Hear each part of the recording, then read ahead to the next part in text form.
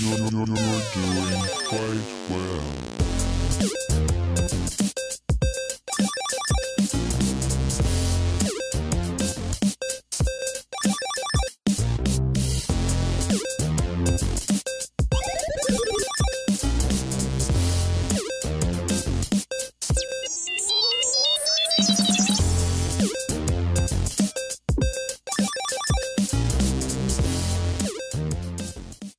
Hey guys, thanks for tuning in to another Gamer Girls Gone Wild podcast. I'm CG, and joining me is my lovely host, Baby Pancakes. Hello, darling. How are you? I'm well, how are you? I'm good. Long time no see. Oh yeah, like what, a day? I know, I can't get enough of you. I'm like, come back to me. I had fun. That was fun. That was a good drive. I haven't driven down that way in a little bit. That was awesome. I know it's a long drive. I appreciate that you came all the way down here. Yeah, it was pretty sweet. It was beautiful. But you know what's also really beautiful is we are introducing one of our newest members to the team, and I'm very excited because she is such a light when you meet her in real life. And I felt like when I met you in real life, you have this energy about you, and I've never even actually seen you cosplay before, so it actually gives me the chills just even thinking about what you are even like in cosplay. And I just want to welcome you formally to the show. Everybody, Jessica LG. Hi. Hey. Oh my God, it's Jessica. Welcome. I have so much to live up to with that intro. Oh my God. Well, I mean, we were literally hanging out it was like a month ago? Yeah. We were a at month- Hooters. We were Hooters hanging out with the lovely Ivy Doom Kitty, who, has become another, permanent Cosplay. guest. Yes, she's a cosplay set, but she's totally a fan and friend of the Gamer Girls Gone Wild podcast, so she's welcome anytime. The Doom is welcome anytime, but, I got to meet you there, and I think we sat next to each other. Yeah. And you ordered a beer, and I was like, damn, that sounds really good. I think I'll order one too. And you had amazing nails. Oh yeah, I had gotten my claws. Oh my God. Yeah, everyone was freaking out about those. They looked pretty crazy. No, and we just I didn't even know that you were a cosplayer, honestly.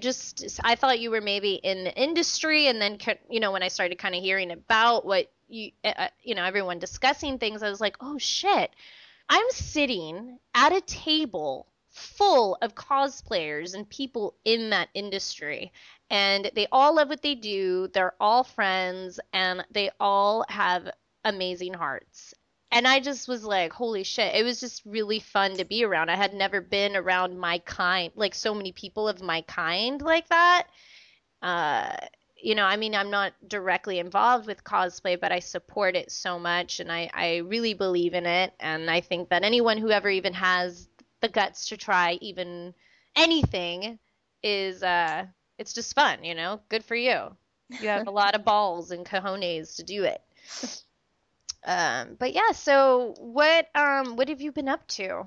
Well, actually, I'm moving apartments, so I've been up to my neck in stress. But I've got Wizard World Sacramento coming up March 7th through the 9th. And while I'm moving apartments, I'm like trying to figure out how to squeeze in 2 brand new costumes for that convention. So if I don't die, you'll see me in Sacramento. You are not going to die because you're going to fucking work that shit, and you're going to do it because you've done it every single time. It's like you cosplayers have this magical fucking dust, and somehow this cosplay outfit comes together. Yeah. I mean, I don't know what it's like. I've never really made anything. I know CG's made stuff before, and she's fucking down for the cause. Nothing of her caliber. I'm sitting here, I'm looking at all her cosplays, and I can't even imagine how to do even half this stuff. Like I said last time, like I struggled with Annie's backpack, so let's not even get into like the stuff that she's doing here. Yo, but still, you made the backpack. You figured it out. You put it together, and you wore that shit proudly. You should be proud of the backpack. Yeah. I am proud of the backpack. Yes, be proud. But no, have you announced what you're going to be cosplaying, or do you kind of wait to do that like right before? I don't really like. There's a lot of cosplayers that are like, "Oh, I'm working on a secret cosplay," and I'm not really like that. But I just out of habit, I don't really introduce anything until the actual convention because I'm like, what if I don't get it done? Then I've like really disappointed people, which just happened for the first time ever. I announced a costume for a convention in Vegas a few weeks back, and of course, I wasn't able to finish it, and so I felt like I let everyone down. It's actually a video game, my first video game cosplay. Oh, what was it? I don't know if you guys remember Earthworm Jim. Yeah, of course. Yeah, Princess What's Her Name? I'm doing a costume of hers. Oh, nice. It'll be fun. Very nice. Yeah. I wasn't really into, like, I had never had video game consoles growing up. My parents were like, no. So my cousins, I went over their house all the time, like growing up, and they got every console ever in their entire lifetime, everything. And I had to buy a Game Boy off of a kid in the cafeteria in secret. You're a secret gamer. Yeah. That's cute. That is fucking cute. You win the internet today by just saying that. Jesus Christ.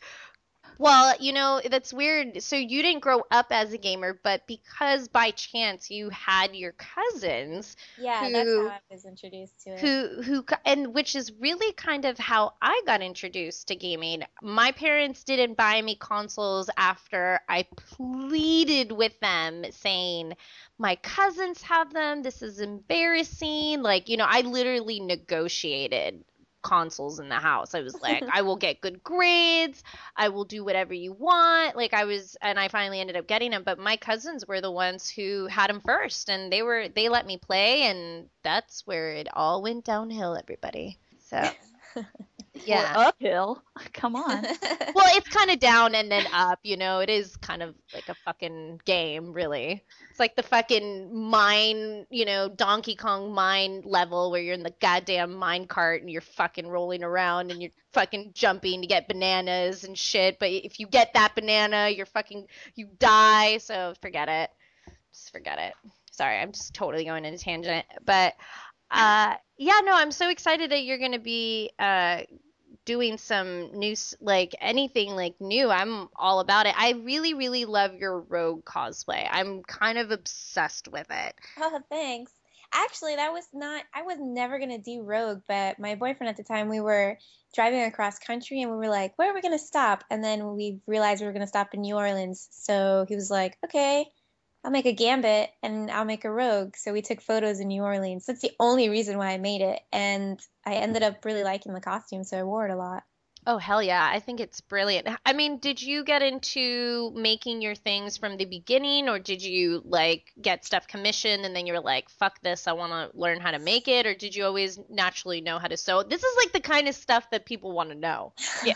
Well, I've been in theater since elementary school when like I was hiding from some bullies and I ran into the theater room when they were having auditions and I just stayed and I joined theater in elementary school. And so I've been doing costumes. My mom did my costumes in elementary school, but I was like involved. And then in middle school, I started doing my own stuff. In high school, I was doing my own costumes. Again, not like really anything super awesome, just it worked, right? It stayed in place. Mm-hmm. And then I went to college for set design and prop design.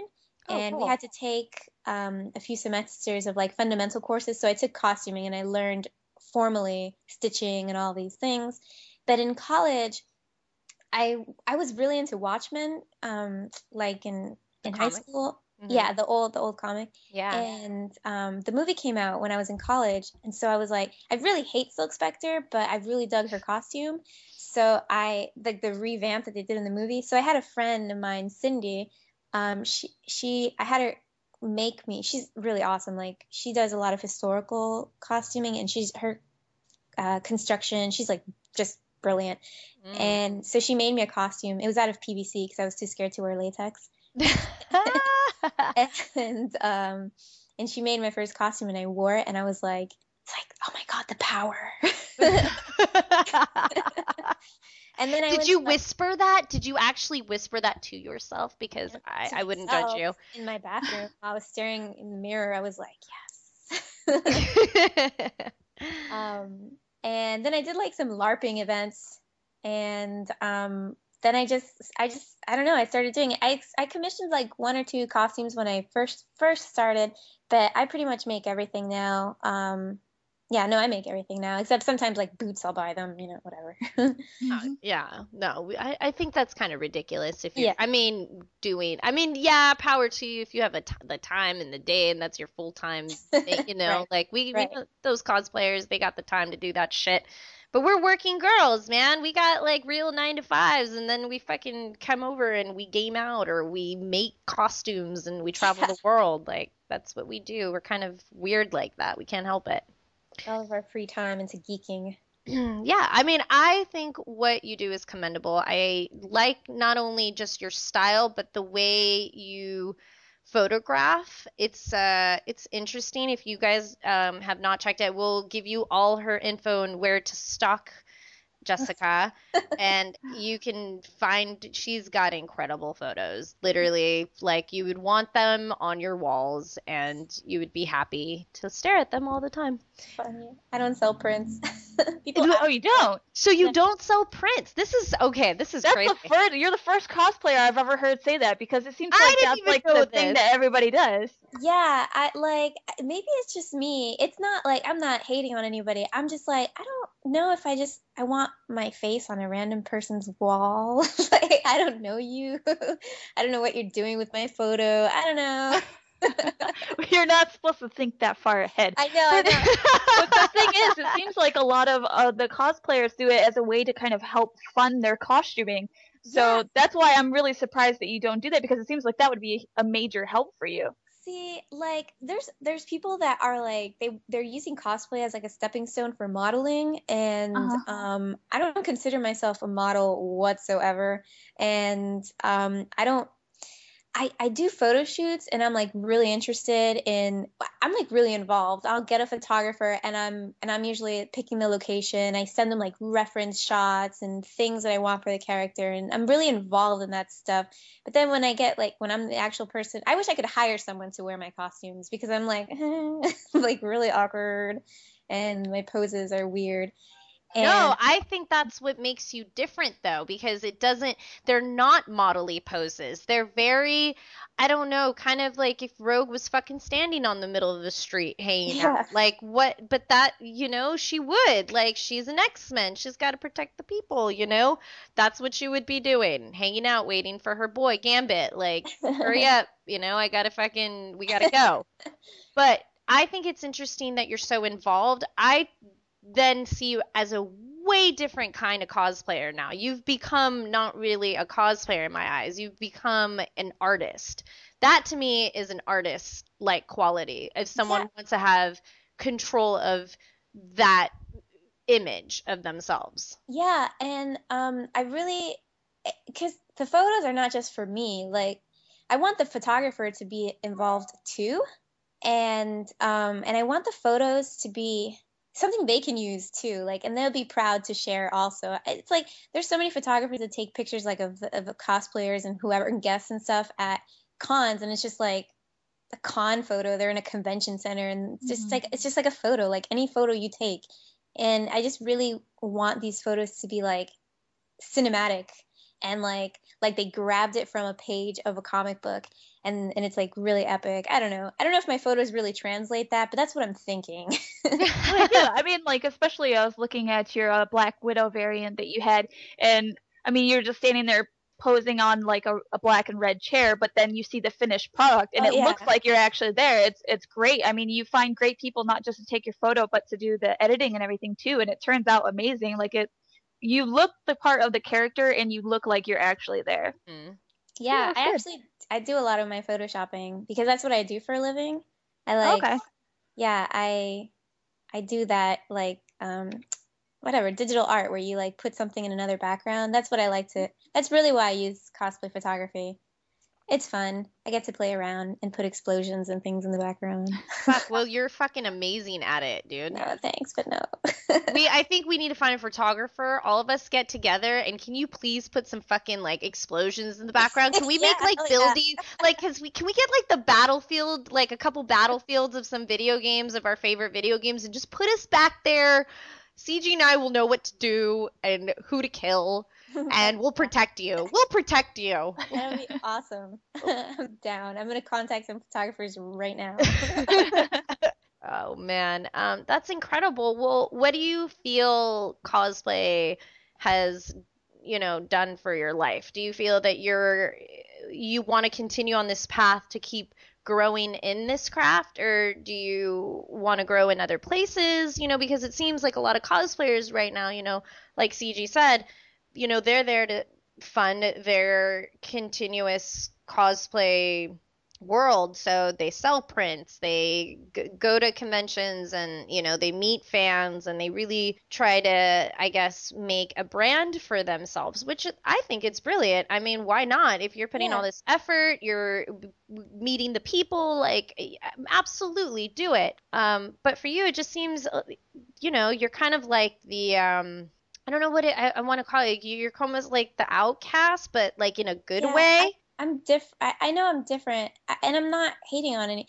I have this, like, there's, like I was saying, there's cosplayers that use cosplay as a modeling stepping stone, and cosplay was nothing a few years ago, and then it just boomed, and I happen to think it's going to go back down again. Like, no one's going to care, but these girls are going to, they're not going to be cosplayers anymore, but they're going to still do the modeling thing, I guess, or try to. And for me, I'm still going to cosplay. I've always loved this kind of nerdy ass shit. But I think I'm going to try to, like, this is why I do those photo shoots and I do the editing. I really do want to stay with the editing. Like, maybe get into like movie posters. I don't fucking know. But I am also like, I started doing a lot of freelance costume work. Like, I started doing some stuff for Nerdist, and I just got hired by DC Comics for their San Diego Comic-Con costumes. Nice. So I wanna like, I wouldn't mind, sticking with that. See, this is why I feel like this is a perfect marriage of people, because I'll be the first one to say, I don't know jack shit about cosplay. Yeah, I have friends that are cosplayers, but I could never tell you what it's like to spend hours and have shit happen, or shit happen at cons, and what the fuck do you do? Or, or a photo shoot. Like, I don't know what it's like to do that. Like, I'm a gamer. Let's put you in a costume. Yeah. Well, I cosplay. Well, I wanted to write a story about it. I wanted to write a blog post about it. And finally, I did my first cosplay for my first time last year. I was Elizabeth from BioShock. Oh. And, but I didn't make any. Actually, wait, no. I didn't make anything. I didn't make anything, but I pinned a pin that I bought from Etsy, my beautiful bird, onto the choker. That is just, yeah, that's all I did. There you go. That's not that. I mean, I did make shit. I got a beautiful, person who actually the person who did my costume, she works on Circus du Soleil costumes, and we got together and hit it off, and it was like a perfect gathering of minds. And she was like, dude, this is easy. Like, she whipped it up in like 2 days, and I needed someone to do it quick because I wanted to write the story, but I wanted to feel what it's like to step into a expo con cosplaying someone you really love. Not just anything, but someone. And Elizabeth was my favorite video game character of the year. That being Ellie as very close second, from Last of Us. But yeah, but Elizabeth's got like a more interesting costume. It was very, Victorian, and I got to wear a corset, and the titties were out, and fucking, like, it was just like, fuck, this is so not me. This is so uncomfortable, and I am all about that. I will put myself in I feel like I kind of shine when I put myself in uncomfortable situations. That's exactly why I did it. I used to be super, like, I had stage fright that I like if I had to present something in class, I would cry. Oh, see, you're like me. I used to shake and shit. I used to like literally, I used to do voice choir out of all things. And kid you not, the actual whole concept of the Glee show that Mhm. you guys see on TV, a lot of those writers and producers had been scouting choirs around the time when I was there, and the talent that was in my town in Burbank was they actually got the Glee a few years ago got invited to perform on like shows and stuff like that, like on TV daytime shows, like when Glee was kind of booming, and kind of saying, oh, all these kids are getting into choir and show choir, blah, blah, blah. And that was all based on my upbringing, like those kids that I grew up with. And they were like the aces of, they could sing, they can dance, they can perform. And I was like a leaf. Like if I had to audition, I would fucking like tremble. Yeah. And that's why I kind of was like, the only way I'm ever going to feel what it's like to cosplay is to fucking do it. Yeah, man. That's what I would wear costumes at home. And then I went to a convention and there were people wearing costumes and I was like, you can do this in public? And then I did it, and people want the amount of photographers that crowd you. It can get really intimidating. And I've really, in the past year, if you met me a year ago, I was like, please step away from me. And now I'm like, okay, whatever, do your thing. Mm-hmm. You're like posing. You're like, hey, okay, I got Yeah. this down. But it definitely helps. If you've got some kind of self-esteem issue or some kind of stage fright, cosplay is a place, because you're around other people in costumes. So you're like, okay, I kind of fit in, right? And then people start approaching you so much for photos, just normal people, not even photographers. You're just going to get used to it. You're going to really get used to being in front of the camera, talking to people, publicly humiliating yourself. Yeah, no, what would you tell someone who, let's say, wants to cosplay for their very first time, but like, oh, they're kind of like feeling that, like where they're hesitant or they're feeling self-conscious, like what would you say to them? Like, what do you need to get you on that show floor? Like, yeah, it is scary because maybe you don't know anyone, maybe you're shy, maybe you don't want to talk to anyone, but you really love this person that you're about to like, that performance, Something I actually get asked a lot is, I'm not a good costumer. I'm not a good cosplayer, or I don't make costumes. How can I cosplay? And it's like, you don't have to make your costume to cosplay. You can commission a costume. I would definitely say be a character you love for your first time. Who cares if the costume is crap? Who cares if it's minimal? If it's someone you love, you're going to get them out there and you're going to go to the con and you're going to feel awesome because you're in a character that you love. And then and no matter what, you're going to get attention at a con. Someone's going to go up to you and ask you for your photo. I have never once had anybody make fun of me or have witnessed anybody getting made fun of at a con, honestly. Everybody's there for a good time. Everyone's there for the cosplay almost, as if not as much as the guests. It's just go, do it.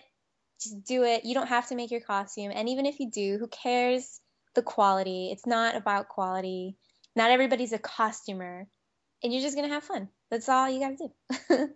I went to my first big convention in a different city alone.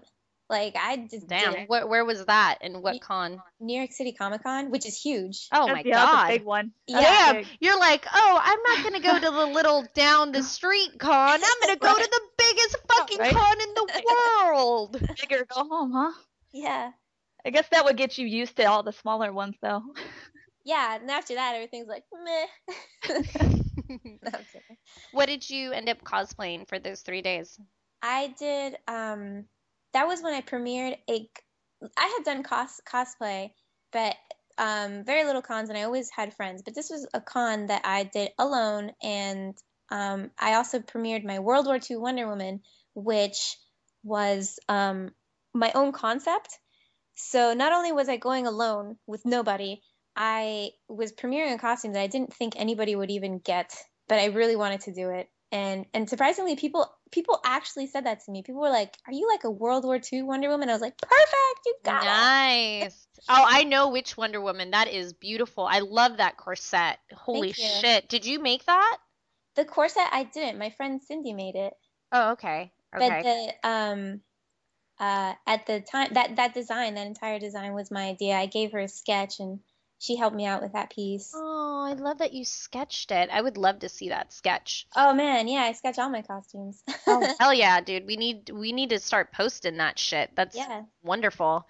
Well, I think CG, do you have any other questions about to Jessica about anything? Well, I have like a ton of questions, but I don't want to like overwhelm her. Cause like, okay, Well, like she's gonna be here all the time now, so you can ask her as many as you want, but I mean, I know. she's got to go I to can- bed I can- at some point. I know, I can spread them out. But like, okay, so I have questions because I want to know like from a cosplayer perspective, like how you feel about, and I guess so if you don't want to answer this, you don't have to. But I want to know how you feel about the cosplayers who kind of like sexify characters, like. Because I noticed for you, you do like true to the character. So, and that's like when I did cosplay, that's what I've done. I always like stuck true to the character. But like when you see somebody who dresses like as Pikachu and they're like in a bathing suit, like right, you know what I'm saying though? Like it's Yeah. like, how do you feel about that? This is like obviously a constant conversation going on in cosplayers, and there's like, and I guess everybody goes back to Jessica Negri, and I don't do whatever the hell you want. I don't care, but don't call you. I'm not gonna rag on girls that do the sexy thing. It's not my style of presenting myself, and I think you can be completely sexy and still be 100% covered up. I think you can still have a big audience and still be completely covered up. And I actually don't intentionally do that. Like, I don't intentionally hide my boobs or like wear conservative clothing. I just look at the character. Like, Spider-Woman is a super sexy character, but she's entirely covered up, you know? And I didn't think about like, oh, how can I accentuate my boobs or whatever. But like, there's girls that do it. There's girls that take it to an extreme that I don't like, where they buy a bra and an underwear, and then they're calling themselves costumers. And then I'm just like, you're just insulting the people that really take the time and the effort to construct a costume and think about it. Even the sexy cosplayers that actually know how to sew and things like that. There's a fine line where you have to call yourself a model. You have to call yourself a costumer or a cosplayer. Like, there's people that take it to the extreme with the bikinis, and I just, I'm like, oh God, girl, have some decency. There's girls that are doing it for the attention, and it's very clear. But Right. don't deny that that's exactly what you're doing. You're just trying to be tits and ass for the nerd boys that don't have anybody to touch, right? But you're a model, you're a TNA girl, and you cosplay. You're not a costumer. Right. You're not. So like, you're more touchy about the actual label costumer. Yeah, the costumer. Yeah, that's what it. I don't, and I also hate when girls buy like bikinis and they say, I made this costume. It's like, no, you didn't. You went to Target and you bought a bikini. Like, let's be real. Well, what about girls who, let's say, get costumes that are already made, like, from a costume store, someone buys them a costume from, their Amazon wish list, and they say that they're cosplayers. So, like, they didn't make it, they didn't buy it, Yeah, no, I mean, cosplay, again, like I was saying, you don't have to make your costume to cosplay. Right. You're just in costume, and you're at a convention and you're just showing your geekdom.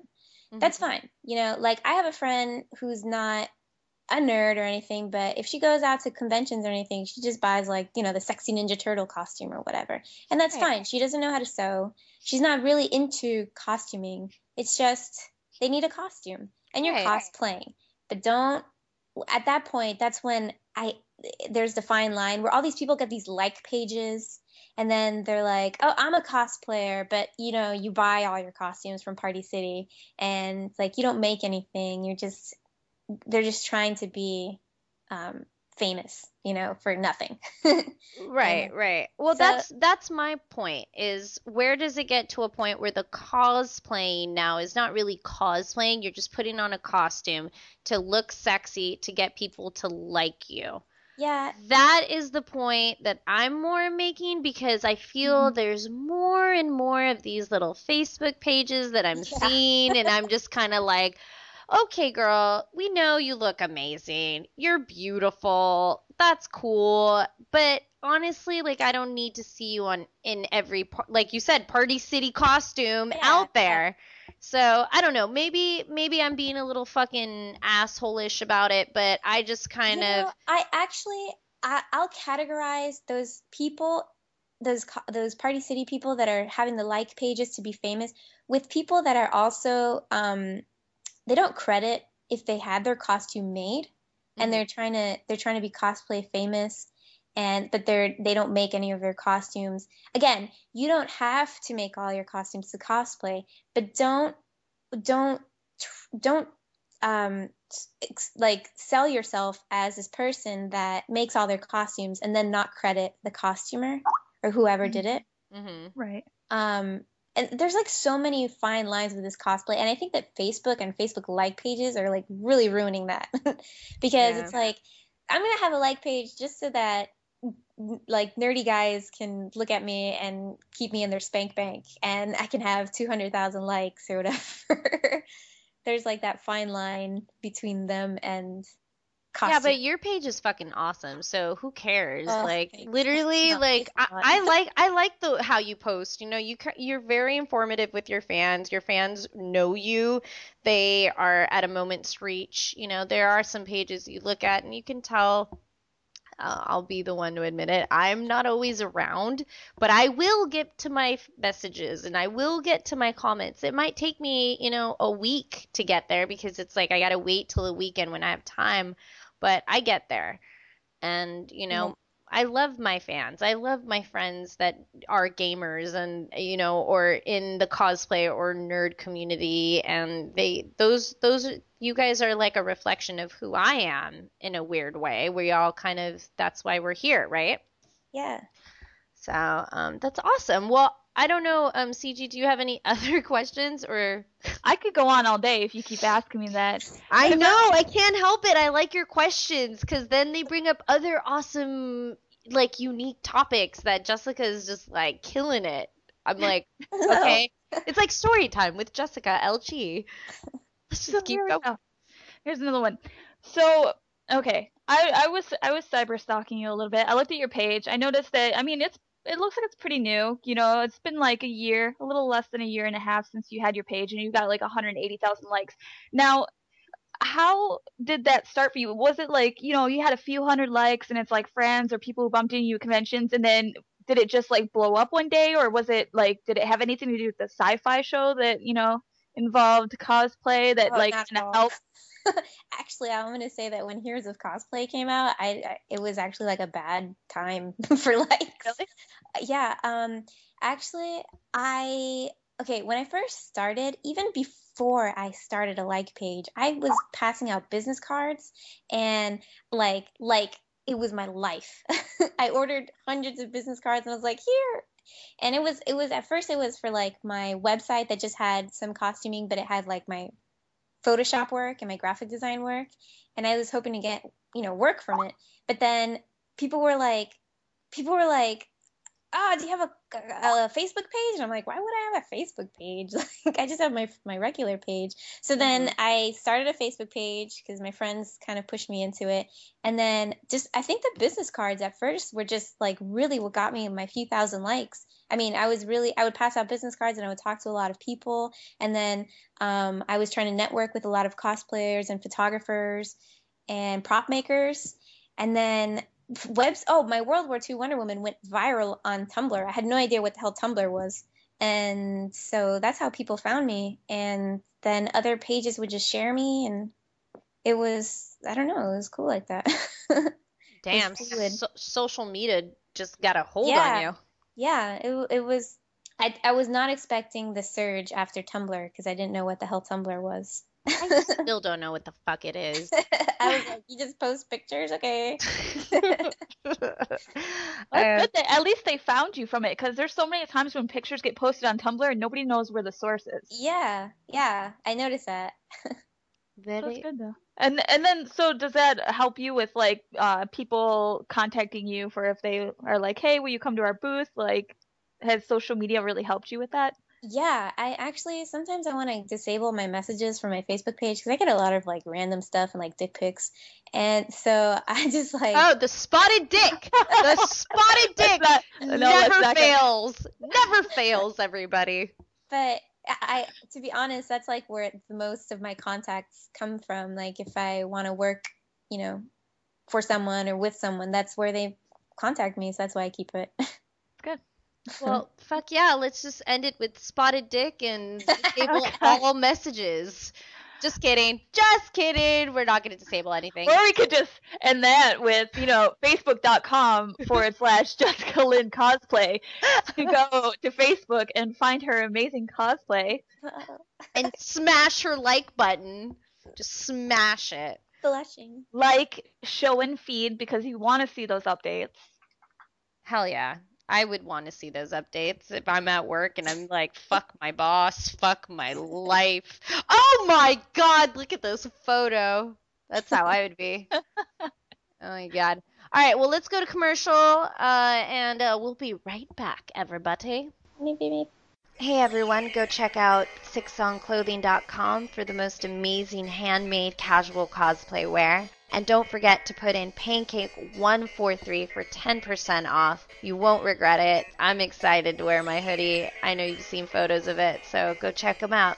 sixsongclothing.com, and don't forget to type in Pancake143 for 10% off. Hey guys, this is Jessica LG, and you're listening to Gamer Girls Gone Wild podcast. Hey everyone, this is Baby Pancakes, and if you haven't already, you want to sign up for Loot Crate sooner than later so you don't miss out on your next Loot Crate. Go to www.lootcrate.com/PancakePow and save 10% with the promo code Pancake143. That way you save some money! Well, let's say this Twinkie represents the normal amount of psychokinetic energy in the New York area. According to this morning's sample, it would be a Twinkie 35 feet long, weighing approximately 600 pounds. That's a big Twinkie. We could be on the verge of a fourfold cross rip, a PKE surge of incredible, even dangerous proportions. Tell him about the Twinkie. What about the Twinkie? Okay, that's really very good. I'd like to try it just one more time, and then we'll call it a day. I met her on a Monday and my heart stood still. Somebody told me that her name was Jill. Okay, great. All right, I'll see you next week. We'll learn some new tunes. We'll have a great time. Bye-bye. Hey everyone, this is Baby Pancakes, and welcome back to another episode of Gamer Girls Gone Wild podcast. I hope you enjoy the commercials. I'm a total fucking noob and don't know how to use my software. So we just recorded a bunch of shit, and I was not recording, so I'm a complete noob. But it's okay, because sometimes shit happens. If you were just listening, we did a dedication to Harold Ramis, who passed away at the age of 69, a beloved character in so many movies. He was a patron of the arts. He was a director, a writer. I mean, he pretty much did it all. And if you were hearing some of the clips during the after the commercials, we just wanted to pay our respects on behalf of the Gamer Girls Gone Wild podcast. And earlier today, I was watching some Caddyshack clips, and I was just like, "Fuck, this is amazing! Like, how could we, this is irreplaceable, basically." Yeah. So, did you guys have fond memories? I'm sure, right? Yeah, I had a crush on Econ growing up. My dad showed me the movie when I was a kid. He was like, "Oh, you're like 8 years old. You're old enough to watch this movie." And God, I'm surprised about Egon. What's up with the nerd? Do you have a thing for like? oh my God, yeah, all of the characters that I like from Power Rangers. I liked Billy. Like I never liked the hero. I just liked the nerd. Something about nerdy boys that gets you off? Yeah. Is it because they're just the underdog and They're they the underdog heroes that are actually solving all of the problems.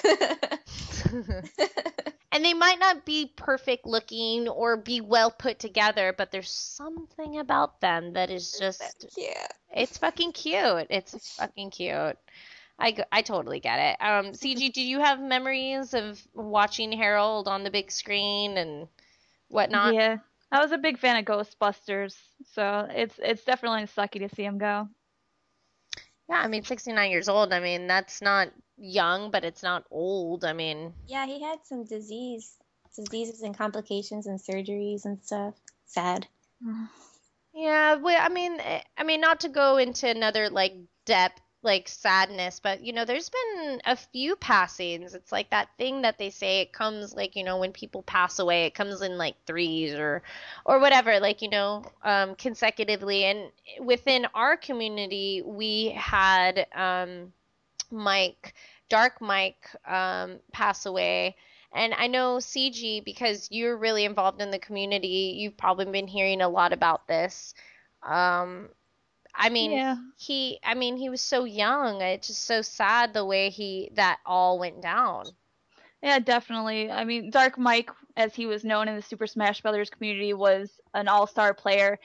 He mained Samus, which was something that's kind of rare because a lot of people thought that Samus was a really like weak character, just wasn't very good, and then he would just destroy with her. He was a top player, so he showed everybody that they were wrong. It's all about skill, and it doesn't matter about the character. And unfortunately, he was one of a couple people who got shot that day. There was another shooting that was a few hours prior to that, just a few blocks away, and he unfortunately was shot, they believe, for his Xbox because he was on his way to a friend's house and had his Xbox on hand. And unfortunately, he did not survive the gunshot wound. So, right now, people in the community are trying to help raise funds for his funeral. And so, we will have a link for that for people who do want to help out. We will have a PayPal link so that if you want to help donate to his funeral and help his family out, it's definitely very tragic. He was definitely well known, very talented. He was starting also on League of Legends. So, who knows where he could have went with that. Definitely. I mean, on behalf of the Gamer Girls Gone Wild podcast, we are donating $50 to his PayPal fund.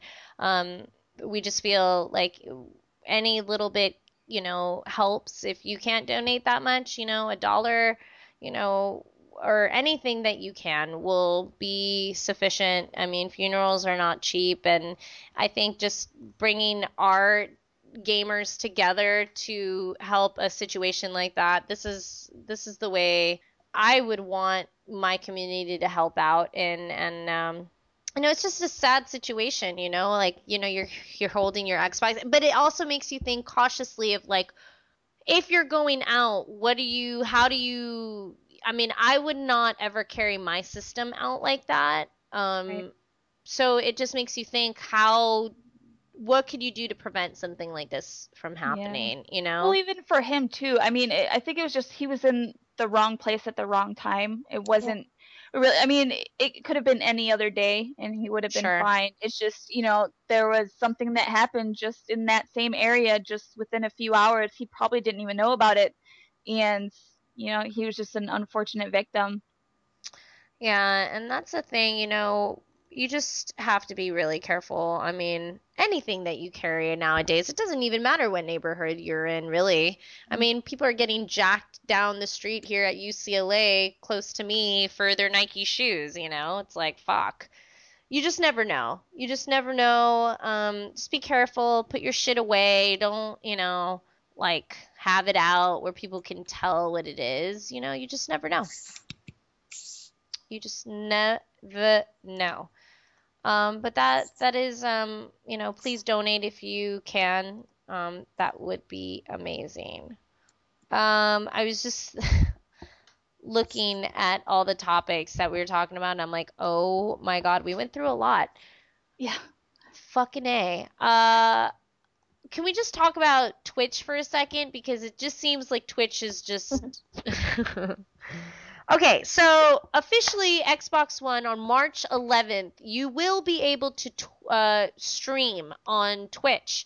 Apparently it just seems like people have been waiting, people have been told, people have been promised. It's like fucking cry me a river. Well, now you get to have this option. The interface looks great. You get to go and you get to stream yourself using, minimal equipment. You don't, because CG and I, when we've had to strip, did I just almost say strip? Okay. Well, we're not stripping, we're streaming. We are not strippers, everybody. Even though you wish you would want us to be in your dreams. I don't think I could be a stripper anyway, because I would fall down. I'm so fucking clumsy. Like, I trip when I'm sober. Like, I'm an idiot sometimes when I walk. I'm really clumsy, so that I would be the worst stripper ever. But yeah, streaming and not stripping has been kind of a production, You gotta have your computer, you gotta have your capture device, you gotta have this, and you gotta have that. And, I don't know for you, CG, but it's been a production to get that shit going. Oh, yeah. For me, too. I mean, because if you want to stream like how this is set up, I mean, you got to have a webcam, you got to have a PC, you got to have a capture device. All this stuff is going to cost you like a few $100s, at least, usually to set this up. Not to mention the time and just... It is, like you said, just a big production. And now it seems like everything's going to be super convenient. It's just going to use your Kinect for the camera. It looks like it's got the actual game in there. It's got the camera showing your face, and then you don't have to worry about, all these fancy headsets and everything with all these amps and everything, because it's just going to use your standard headset. Mm-hmm. And I mean, everything looks great. You can see the chat and everything in there, so you're not going to have a separate laptop or separate screen. I really like the way that everything looks, and I'm definitely looking forward to seeing how that plays out. Yeah, no, I mean, I feel like, with Xbox, it didn't have the most promising delivery, when it launched, a lot of people were upset about this and that, and I just kind of feel like one thing that kind of sticks out in my head that I actually remember that I didn't remember previous was that when I was talking to Major Nelson at E3, and he was like, we'll get there.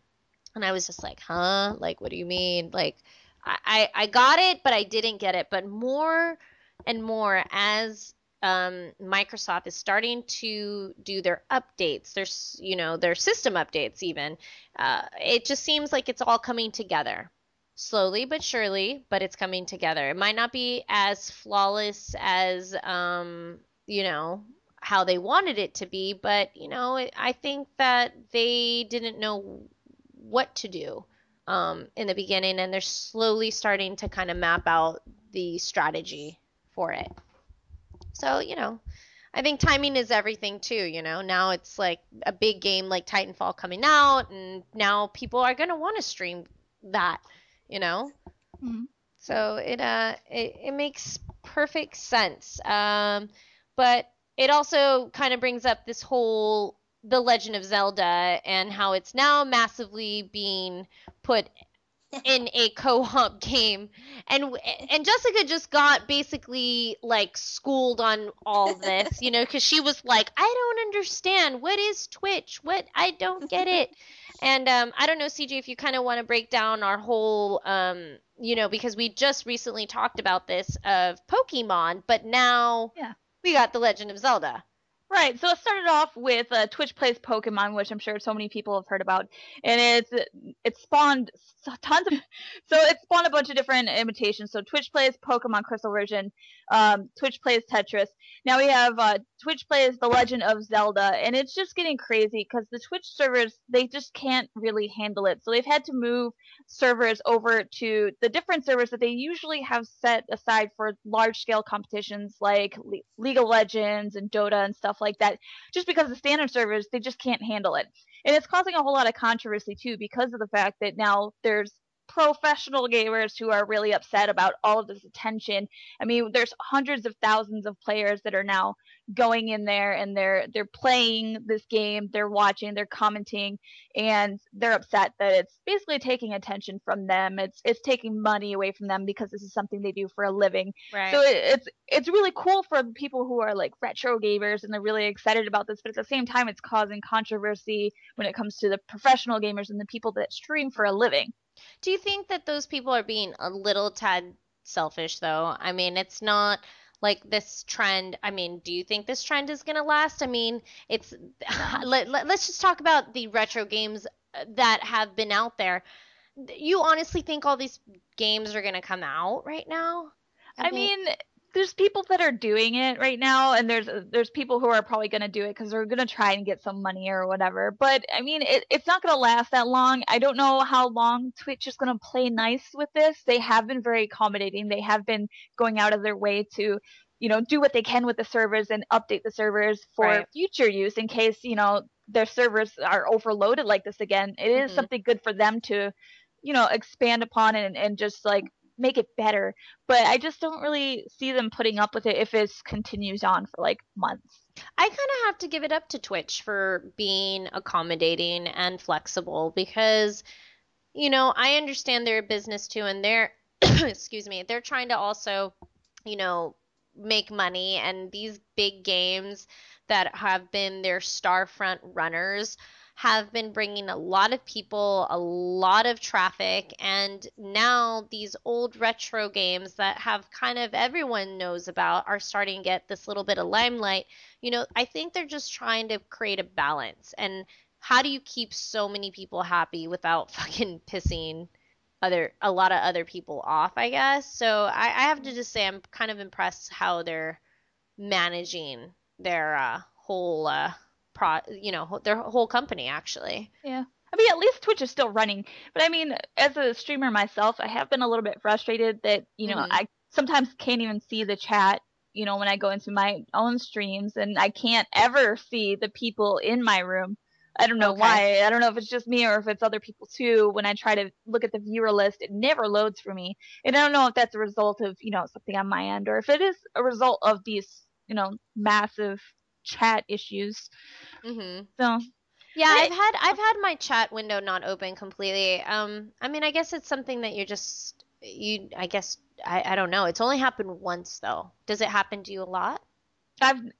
Since I've been streaming over the past week, I've never been able to see a single name of anybody that is in my chat room. So I mean, like when they type in the chat, I can see it, but you know how you go to look at the viewers, like it just never loads. Interesting. Yeah, I mean, I'm trying to get back into streaming. I think all of us should come over one of these nights and we'll do a stream night when we'll do a big stream night. I know CG's fucking can't wait for Fantasia. So I don't know if you've ever played the game, or not game, but watched the movie Fantasia. There is a game coming out where it's basically you get to be Mickey the sorcerer. Oh my God. But it's basically simulated to be kind of like how Rock Band used to be. It's made from the company Harmonix, and it's basically musically involved, and you wave your hands and you hit the fucking notes. And I have a video out there on YouTube if you ever want to check it out. When I went to E3, I demoed it. It's pretty spectacular, and I think we should have a fucking party of us streaming that shit. Is it like co-op or like versus or anything like that, or is it just kind of like one player? When I played it, I was just playing the single player, but there's got to be a versus. I mean, it's Harmonix. That's what's fun, right? You got to do a little versus in your gameplay. I mean, at least if you have the game and you're playing by yourself and you want to play against someone else that that you have over. That's my logic, but I'm not sure what game modes they've finalized in their final copy. But as soon as we get word, or if they send us a copy and you see us go on there, we will probably be Fantasia live stream. Yeah, Fantasia, I might have to find us like the Mickey's sorcerer's hat from Oh, Disneyland. that's no Oh, I problem. used to have that. I will find that motherfucker and we'll wear that shit when it's your Challenge, turn. you have to play the game while wearing the Mickey Mouse gloves. That would be like hardcore right there. I wonder if it would pick up on the hands, because it's mainly using your hands, right? It's just Your arms, but there is times where you do kind of have to use your hands a little bit to accentuate certain parts where you hit, like, because like when I played Bohemian Rhapsody, so like there was shit happening everywhere, so you're like waving your hands around like there's a fucking bee around you and you're trying to fucking like swat it away, and so but you're trying to hit everything, so it was quite spectacular. But we will definitely be doing more streaming. I would love for you girls to come on over and we can have a whole stream night. People would love it. I mean, there's other topics. I know being one PS4 sales in Japan. Japan has the PS4, people. You will be hearing a lot more Japanese while you are out there in the multiplayer world. Don't be alarmed. Probably more so for like well, I would say when Xbox comes out, Killer Instinct, I could see, because there's a lot of fighting game players over there.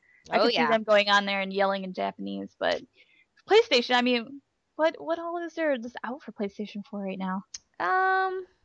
I mean, Watch Dogs is going to be coming out soon, and I'm wondering if they'll have some kind of... I mean, I'm just trying to think. What is out there right now for the PS4? I mean, there's Call of Duty. Naturally, all those multiplayer, players will be jumping on that. Oh, yeah, Ghosts, right? Yeah. Try to just think. I have like other games in my head, but I'm not sure what the Japanese audience really goes for, so I can't really I am not. It's all about Final Fantasy. Yeah, They're I was waiting for Final Fantasy. I was gonna say, dude, they don't give a shit about that. They just give a shit about Final Fantasy. They'll be happy once that comes out. They'll fucking Harajuku fucking tea, and they'll be happy as clams. But they, what's interesting is they sold 322,000 units during their launch. So that's 1 million more PS4 units sold within the first 24 hours of its release.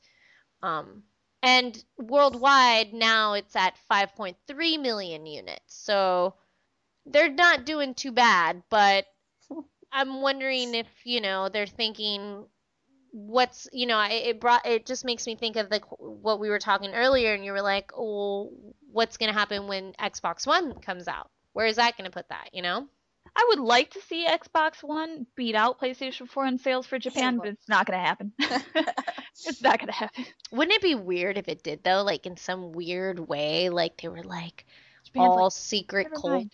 Yeah, like, little secret Xbox cults happening over there, and they're like, you know what? Fuck this PS4. We're gonna go, and we're gonna link it up to our television, and we're gonna watch our cool fucking Japanese fucking game shows, and then tell it to play a video game right after. Whatever, however, they're like Xbox, and then whatever they say. That was your Japanese. Right, Xbox. Well, yeah, because they shout a lot. I think that's more so Korean than Japanese, but yeah. Really? I feel like oh well. They always sound angry, but they're not. Yeah, they're not angry, right? Yeah. I don't know. I just know that they are very technology based driven. They love fun, savvy, cool, fucking flashy things. And why not an Xbox One that can tell your TV what to do and and it's a video game console. So it's like maybe they'll go for that marketing scheme a lot more than, America was more like, well, okay, we know what you're capable of, but we want to know what can you do for our gaming world. And I think the way they PS4 delivered, it was a lot more clear, and it was a lot more I don't know, they were able to offer at that moment what the gamers wanted. But it just seems now like, patience is a big thing. You wait and you never know what might happen. I mean, this happened, when the 360 came out and, the PS3, didn't have much to offer, and the 360 was just like doing this and doing that. And people were like, damn, it took a little bit, but you always say Microsoft is a software company. They know what they're doing. Sony is a manufacturing company. They know what they're doing. So it just brings that kind of perspective to light. Yeah, but that's a lot of fucking thing. And you wanted to tell me something earlier, and now I need to know what it is because I can't fucking take it. Is it time already? Yeah. Going right to it? Yeah, no, I was like, you were like, I got to tell you something, but I'm not going to write it down. And I was like, no, tell me. And you're like, yeah. oh, I wanted it to be a surprise. If I had told you ahead of time, you would have been on it like this whole time, and then the podcast just wouldn't have been done. So what it is Flappy Bird is not dead. It has come back with a vengeance, and there's now a game called FlapMMO.com, where basically you can play Flappy Bird. Hold on, I'm going to that shit right now. FlapMMO.com is a site where basically you play Flappy Bird on your computer. All you're doing is you're just hitting your left button, same as like how you tapped on your phone, and you're playing Flappy Bird, but you're playing it with like basically hundreds of other people at the same time. You just watching people run in the pipes and die. Oh, am I playing or am I just dying a million times? Yeah, that's basically that's Flappy Bird. Hey, I made it further than I did before. Did you? It's like, I can go through the first pipe, but fuck the second pipe. Like that's just too much. Oh my god! Oh my god! Oh my god! The hardest. No, but like honestly, like do you think the guy who made this shit is like kind of annoyed now that like all these different versions are out and he's just like, wow, like I don't know, because so if the story is true, he hated the attention. He hated all the death threats and everything else that he was dealing with. He just wanted to go back to his simple life. Mm-hmm. But it might be worse now because of the fact that he pulled the game. Now everybody else has put their own version of the game out, so I'm sure he sees it everywhere. He got death threats for this game? Well, yeah. Well, supposedly. Yeah, supposedly he was getting death threats before, and then even more so when he said he was gonna like pull the game because there's people who are addicted to it who are like, you better not pull the game down. And then he's like, what the hell? I can't. Like, I hate this game.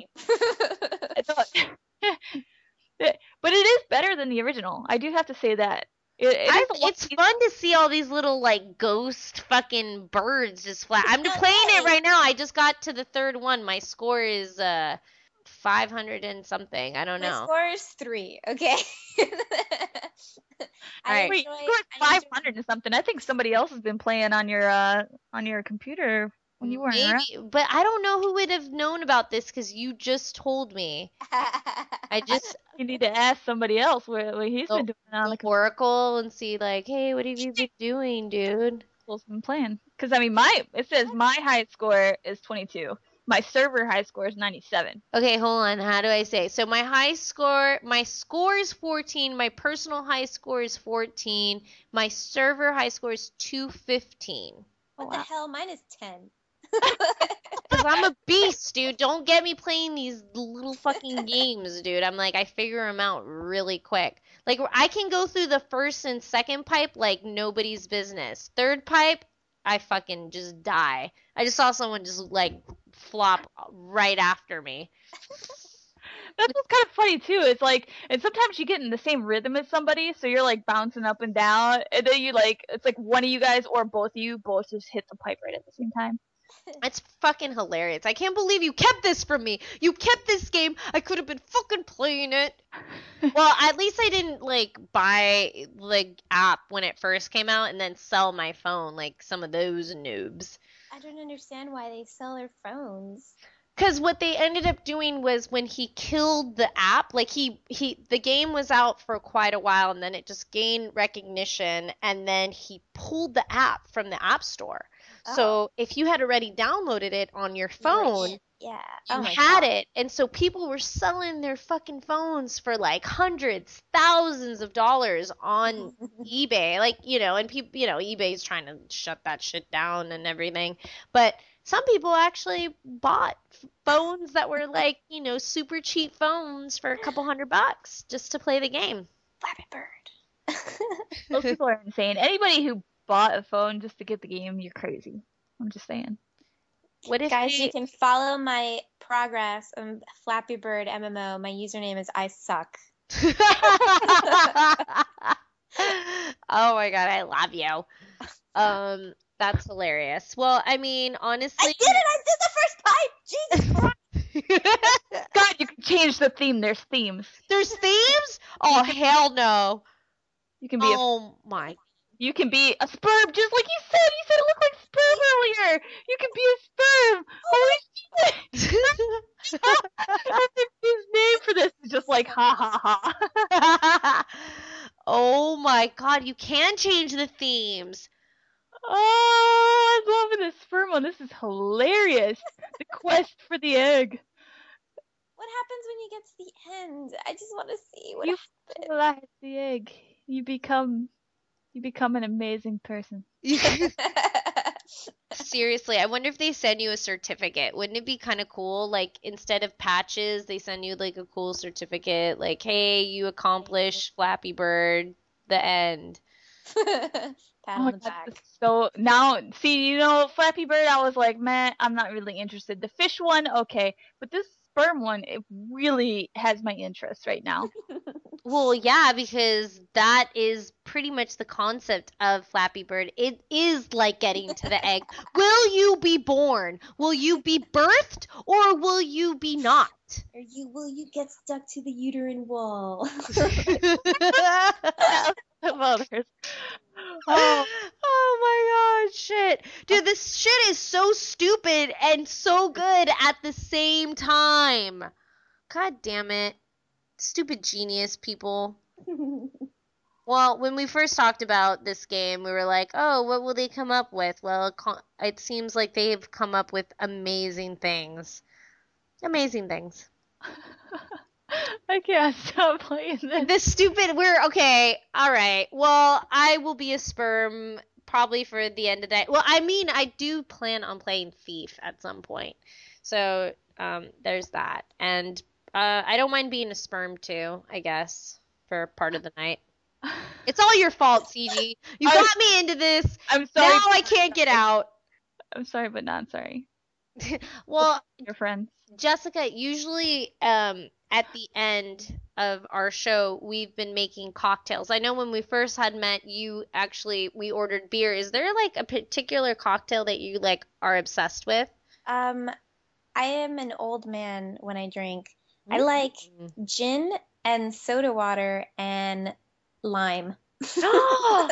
I love that. Okay, so that is officially your cocktail then, right? Yeah. Gin, soda water, And a lime. Do you like extra limes? I usually tend to do extra. Yeah, I mean, yeah. All right, well, there's the official Jessica LG old man drink. You can, we'll post it on our notes. So if you want to have a classic, that is a good one to have. It will hit you right on the spot. I've been just drinking some screwdrivers tonight. Oh, yeah.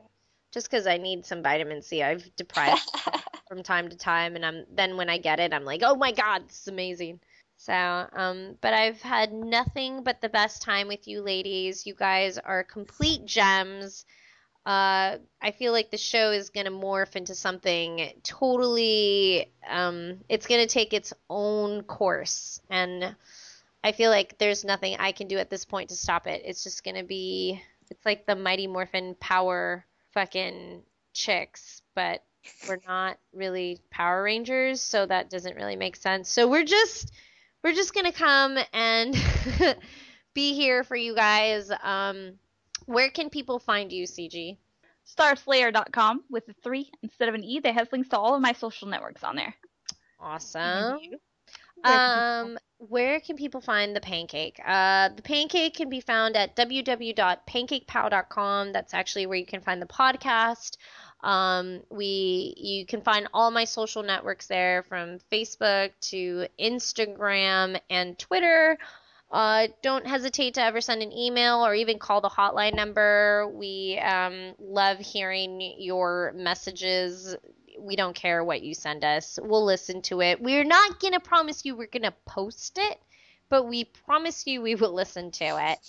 Because there's just some messages we can't tell you. But the number, if you ever want to call it, it's 424-259-1733. And you can always email the GGGWP network at gmail.com if you want to ask us any questions to any of us. So, yeah. Jessica, where can people find you? My Facebook.com/Jessica Lynn Cosplay. Lynn is Lynn. Yay. And What about I heard you have an Instagram. Oh yeah. Yeah, you can find me. It's You Can't Take a Tag. It's YOUCANTTIGATAG.